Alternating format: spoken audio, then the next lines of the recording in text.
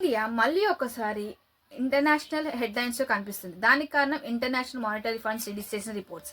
ఈ రిపోర్ట్స్ ప్రకారం ఇండియా 2025 నుంచి 2026 లో 6.6% ఎకనామిక్ గ్రోత్ చూపించింది, కానీ చైనా 4.8% మాత్రమే.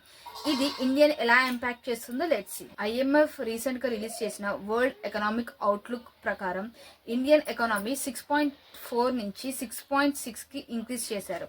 ఇండియా గ్రోత్, అన్ని నేషన్స్ గ్రోత్ డిక్రీజ్ అవుతుంటే ఇండియా అవుట్లుక్ గ్రోత్ మాత్రం పెరుగుతుంది అని చెప్పేసి IMF అనలిస్ట్ చెప్పి. గ్రోత్ కి చాలా కారణాలు ఉన్నాయి. First, made in India movement. మనకి మేడ్ ఇన్ ఇండియా ప్రోడక్ట్స్ మీద గవర్నమెంట్ ఎక్కువ ఫోకస్ చేయడం దీనికి ప్రధాన కారణంగా IMF అనలిస్ట్ చెప్తున్నారు. దాంతోపాటు స్ట్రాంగ్ డొమెస్టిక్ గ్రోత్ ఉండడం అండ్ గవర్నమెంట్ ఇన్ఫ్రాస్ట్రక్చర్స్ మీద ఎక్కువగా స్పెండ్ చేయడం. అండ్ ఇంతే కాకుండా ద ప్లస్ పాయింట్ ఏంటి అని అంటే US అండ్ చైనా మధ్య జరుగుతున్న ట్రేడ్ వార్. వీటి వల్ల చాలా ఇన్వెస్ట్మెంట్ ఇండియాకి మూవ్ అవుతున్నాయి.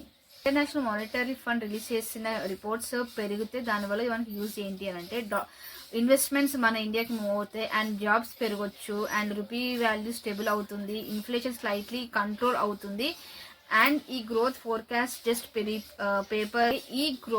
పేపర్ వర్క్ లోనే కాకుండా జస్ట్ మన ఇండియా ఎంత ముందుకు వెళ్తుంది అని చెప్పేసి చెప్తుంది.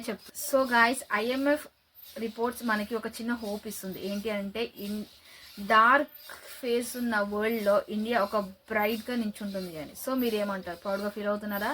లేదా మీ కమెంట్స్ ఏంటి అనేది కింద కమెంట్ చేసేయండి. అండ్ మన ఛానల్ని ఫాలో అవ్వండి. ఇంకేమైనా సజెషన్స్ ఉంటే కింద